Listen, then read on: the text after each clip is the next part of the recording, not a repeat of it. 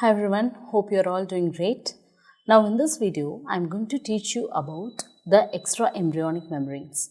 What is amnion, what is chorion, how they are formed, and also what are the various stages of yolk sac formation and what is Allantois. Okay, now we'll start. Extra-embryonic membranes include yolk sac, Allantois, amnion and the chorion. Okay, so first we see the blastocyst. Blastocyst consists of an outer layer of trophoblast and an inner layer of embryoblast. I am just giving you a rough idea. Okay, so we know this is the trophoblast and the embryoblast.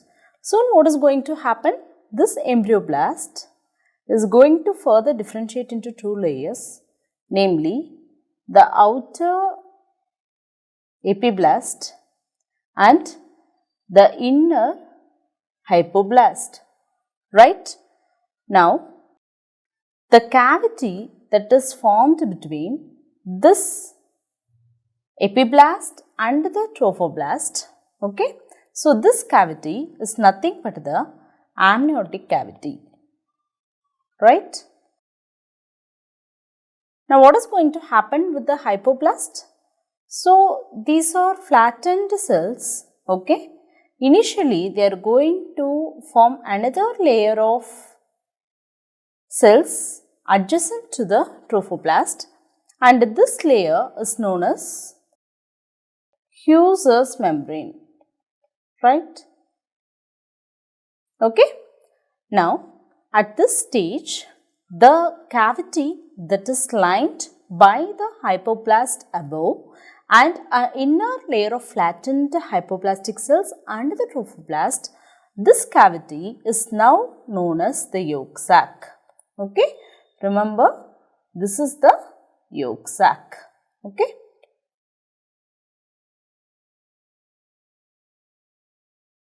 Now there are three stages of formation of yolk sac. Okay, so at this stage we call this yolk sac as primary yolk sac. Okay, and usually this happens during second week of gestational age. Okay, now what is going to happen again? Now we have the trophoblast. Okay, already we have the amniotic cavity down there. Okay, then we also had the chorionic cavity. We also had the yolk sac, right, which is the primary yolk sac lined by the Hughes membrane. Now what is going to happen is another layer of cells would be coming from the trophoblast and it is going to surround the whole of the embryo except for a smaller area, okay, like this. Okay, now what this layer is called? It is called the extra-embryonic mesoderm. Okay, now in the next stage what is going to happen is there are numerous cavities. Okay, so this is the extra-embryonic mesoderm where you don't have any cavity. Okay, now what is going to happen is in the next stage there is trophoblast. Okay, as we all know we have the amniotic cavity. Okay, then we have the primary yolk sac. Yes, now already the extra-embryonic cavity has been formed. Extra-embryonic mesoderm has formed. Now what is going to happen is there are numerous cavities that are going to arise and these cavities together are going to join together and one space is created. Okay, so this is known as extra-embryonic coelom. Okay, so this is the extra-embryonic mesoderm and this cavity formation in the extra-embryonic mesoderm is the extra-embryonic coelom.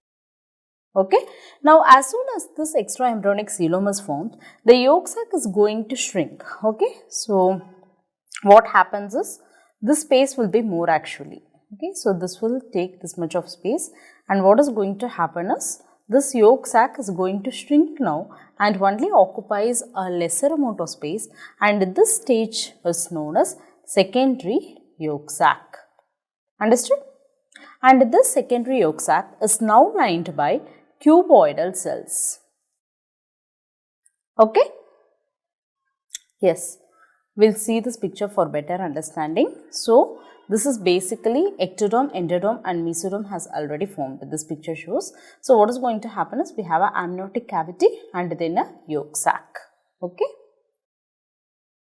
So, if you see in this picture, we already have the embryonic disc, okay, and the amniotic cavity above and the primary yolk sac formed below, okay. So, this is where the extra-embryonic mesoderm is already laid down. Now, soon after the formation of extra-embryonic coelom, that is nothing but a cavity in the extra-embryonic mesoderm, this primary yolk sac will now be called as a secondary yolk sac since it is going to reduce in size, okay. And soon after this formation of cavity, what is going to happen is this extra-embryonic mesoderm is now differentiated into two layers further. Okay, so one is the splanchno-puric extra-embryonic mesoderm. Okay, splanchno-puric extra-embryonic mesoderm. So that is nothing but the visceral extra-embryonic mesoderm, and the outer layer is this somatopleuric extra-embryonic mesoderm, and this is the parietal extra-embryonic mesoderm. So this is the parietal. Somatopleuric is the parietal extra-embryonic mesoderm and splanchno-pleuric is the visceral extra-embryonic mesoderm. Understood? Now, after this formation of the secondary yolk sac itself, we will be able to differentiate the layers of amnion and the chorion. Okay? So, what is basically the amnion? See, amnion is formed by the amniogenic layer. So, if we take the amniotic cavity, it is surrounded, okay, in the upwards by the trophoblastic cells which are known as amniogenic cells, okay, and down there will already have what cells? That is, yes, very good, it is the epiblast cells, okay. So, this amniogenic cells and the inner layer of the extra-embryonic mesoderm, that is this splanchno-pleuric extra-embryonic mesoderm together, it is going to form the amnion, and the outer layer of the extra-embryonic mesoderm, that is the somatopleuric or the parietal extra-embryonic mesoderm, and the outer layer of trophoblast including the Hughes membrane is now going to form the chorion. Understood? So, this we can differentiate during the secondary yolk sac formation stage itself. Okay. Now, so what is going to happen? So, after the formation of secondary yolk sac, okay, so now the tube, okay, entire embryo is going for a folding. Okay, so as this folding is happening, what is going to happen is this amniotic sac is now going to surround the whole embryo. Okay, so remember this is the where the embryo is going to lie. Okay, so it is going to lie inside and this is lined by the amniotic sac being surrounded on all the sides. Okay, then what happens to the yolk sac? It shrinks further. It shrinks further and it is connected to the inner embryo by only a thinner layer. Okay, so this layer is known as tertiary yolk sac. So again, if we see, this is the amniotic cavity. This is the Hughes membrane and primary yolk sac formed by the flattened endodermal cells, and this is the secondary yolk sac formation that is lined by the cuboidal endodermal cells and extra-embryonic coelom. So, at this stage itself, at the caudal end of the yolk sac, we will be getting the Allantois. Allantois is going to start forming. Okay. So, after the folding, amniotic cavity is going to surround the whole embryo, and this Allantois is a membrane that is formed at the caudal end of the yolk sac. Okay. Now, this is going to extend downwards from the caudal end and it is going to get itself attached to the cloaca, and this Allantois is going to help in the formation of urinary bladder. Okay, actually Allantois is the primitive urinary bladder that is formed in the early embryo stage. Okay. Now, this is a tertiary yolk sac. Okay, so this is a connecting stalk. Okay, so that is a vitello-intestinal duct. Okay, so that is the stalk that is connecting the inner embryo and the tertiary yolk sac. Okay, usually what happens in the formation of after the formation, Usually what happens is, after this development of the embryo, this vitello-intestinal duct usually degenerates. Okay, usually vitello-intestinal duct degenerates. Suppose if it is not degenerating, then it will remain as Meckel's diverticulum. Okay, it will remain as Meckel's diverticulum. Okay, now we'll see about Allantois once again in detail. Now we'll see about the yolk sac in detail once again. Okay. So, yolk sac, that is formation of primary yolk sac, secondary yolk sac and tertiary yolk sac. Primary yolk sac is lined by outer layer is lined by trophoblast and Hughes membrane. Okay. Inner layer is lined by the hypoblast. Okay. So, what is secondary yolk sac? Secondary yolk sac is nothing but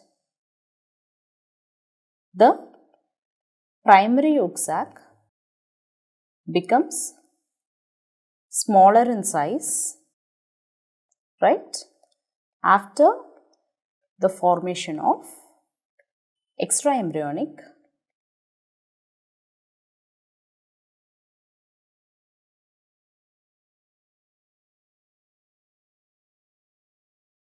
mesoderm. What is tertiary yolk sac? So, this happens after the folding of embryo. Okay. Most of the yolk sac will be taken inside to form the gut. Okay. And the remaining yolk sac lying extra-embryonically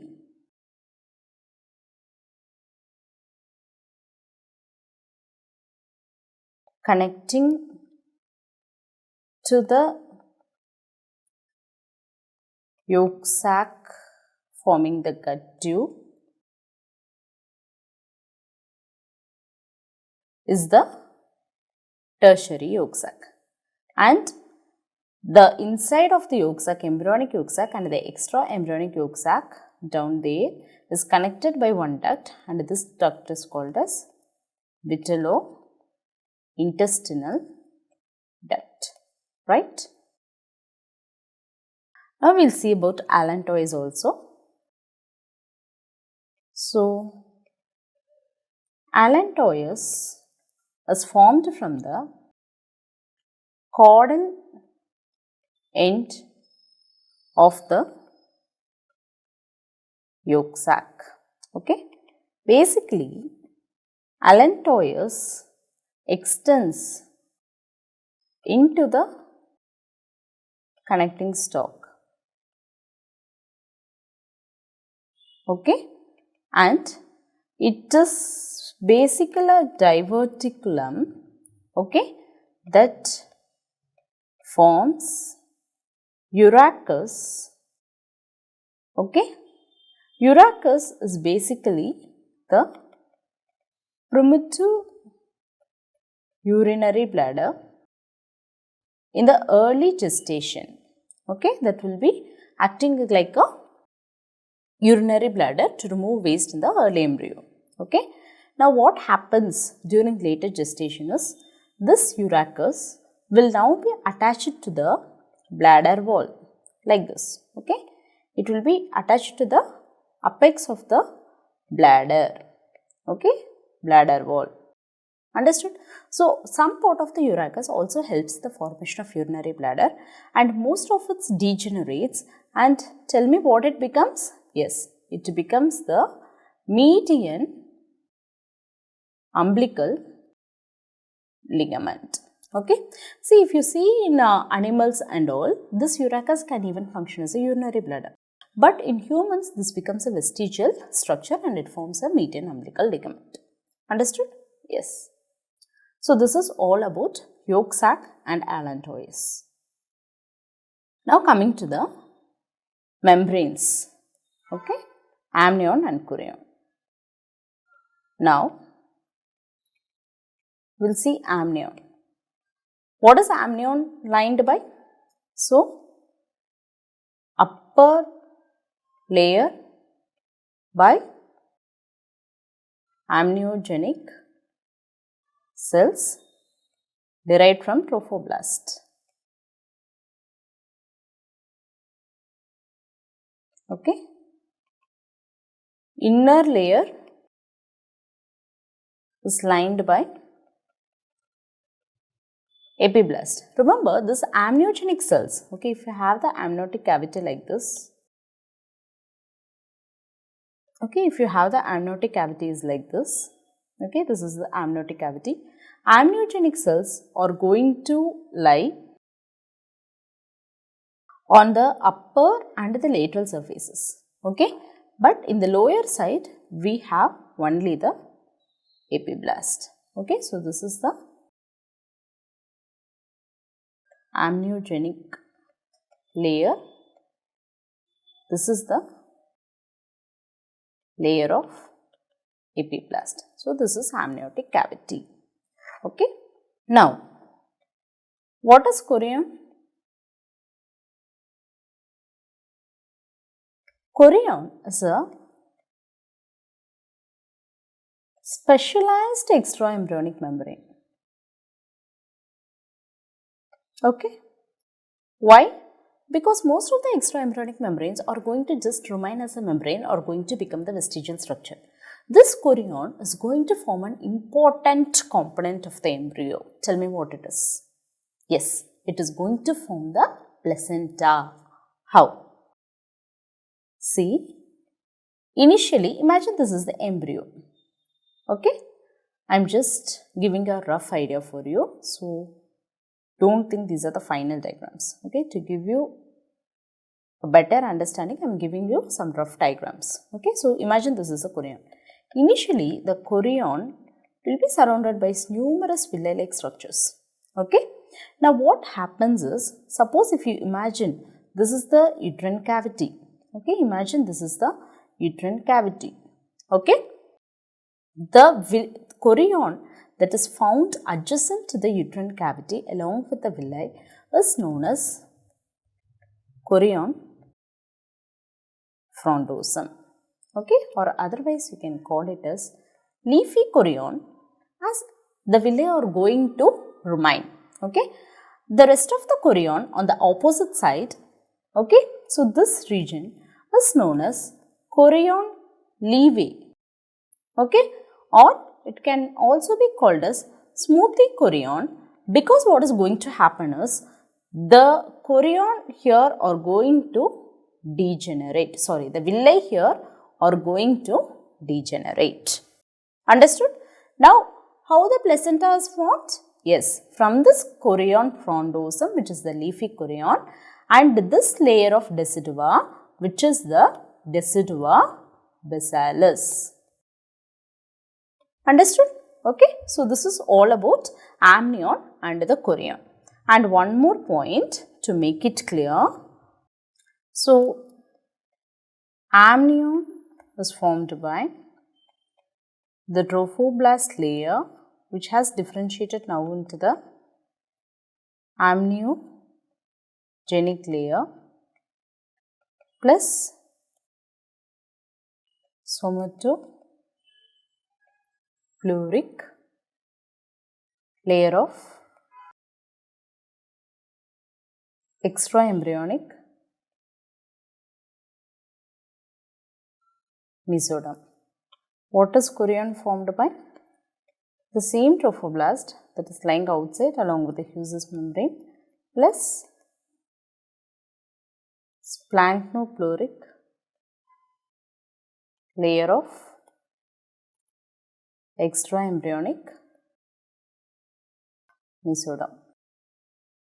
Okay. Now, what is going to happen? See, as these cavities are all formed, the amniotic cavity after the folding of the embryo is going to enlarge, and after the embryo folding, this amniotic cavity is going to surround the whole embryo, and this amniotic cavity is now going to expand and it is going to overtake all the other cavities. Okay. After all these, the endometrium of the uterus now will be known as decidua. Okay, decidua. So, if you see this picture, so the blastocyst is getting attached to that. So, this layer is known as decidua basalis. This layer is known as decidua capsularis, and the rest of the uterine endometrium will now be called as decidua parietalus. Okay. Now, what is going to happen is, as the embryo is enlarging, okay, also the amniotic cavity is going to surround the embryo, and this amniotic cavity is going to overtake all the other cavities. Okay. So, first what happens is the extra-coelomic cavity or the chorionic cavity or the extra-embryonic cavity is going to get obliterated.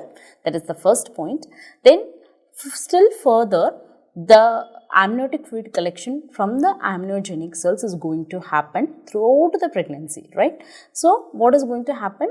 Obviously, at one state, the decidua parietalis and capsularis is also going to fuse, okay? And these together are now will be known as decidua vera, okay? And this will be usually happening around 14 to 16 weeks. So, remember, until this stage, superfetation is basically theoretically possible in humans. Okay. Superfetation is possible until this stage of 14 to 16 weeks. Okay. If you see this picture, you will get a better understanding. I hope you are able to see the amniotic fluid first, which is in the amniotic cavity. Okay. Then it is being surrounded by the chorionic cavity or the extra-embryonic cavity or extra-coelomic cavity. Okay. Then the decidua is differentiated here. So, the placenta with the stop.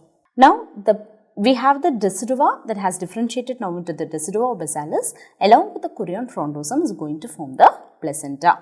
Okay. Okay.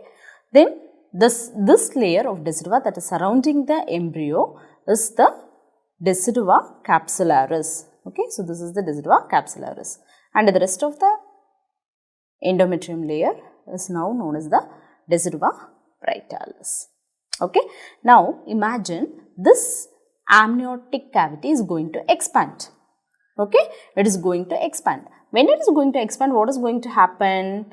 This extra-embryonic cavity or the chorionic cavity is going to get obliterated first. Yes. Then it is going to expand further. It becomes bigger and bigger till this decidua capsularis and parietalis are also going to fuse. Yes.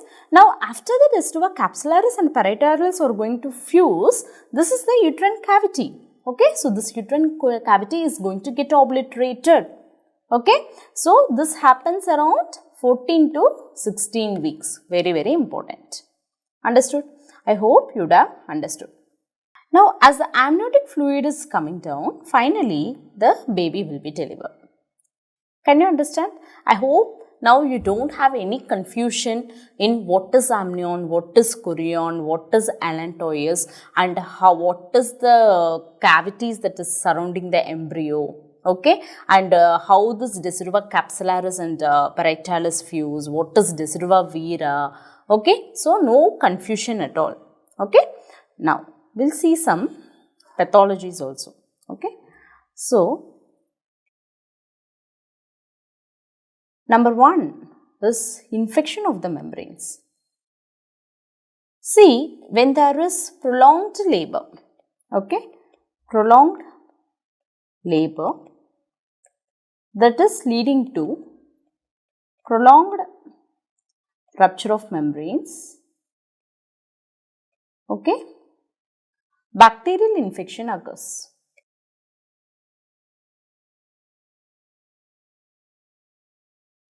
Okay. Now, this infection is going to ascend through the cervix and it is going to invade the membranes. Okay. Initially, it will be surrounding the, Now, what is going to happen is, initially the bacteria will ascend like this and it is going to involve the lower layer of the membranes alone. Okay.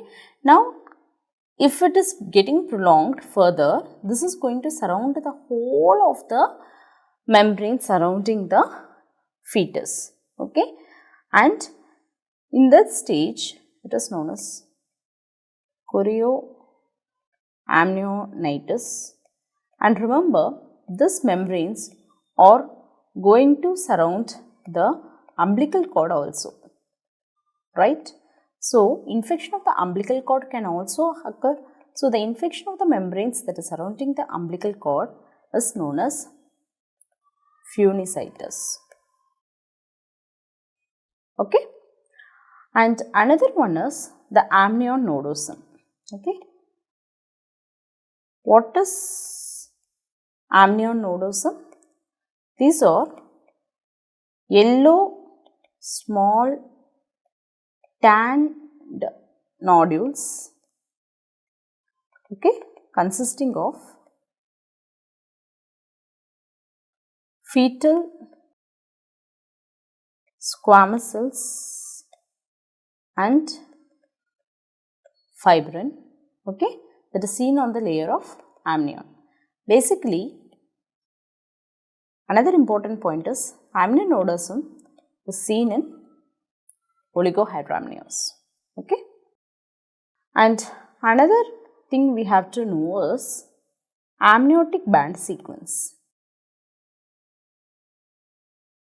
Okay. Now, this can happen naturally, okay, or it can be induced iatrogenically also if any fetal procedures are done. Okay.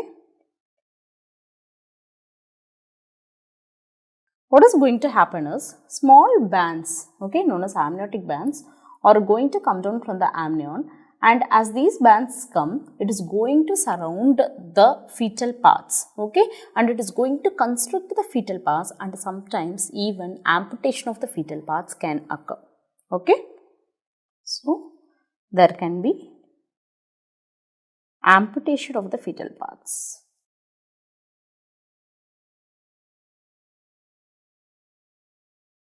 Okay. And there is a complex known as limb, body wall, amniotic band complex. So, here amniotic band is going to form and it is going to amputate the fetal parts, and it can be associated with the defects like spina bifida or any ventral defects. Okay. So, this is amniotic band sequence. Okay. So, I hope this video had helped you. Until we meet in the next video, take care, happy learning and bye bye.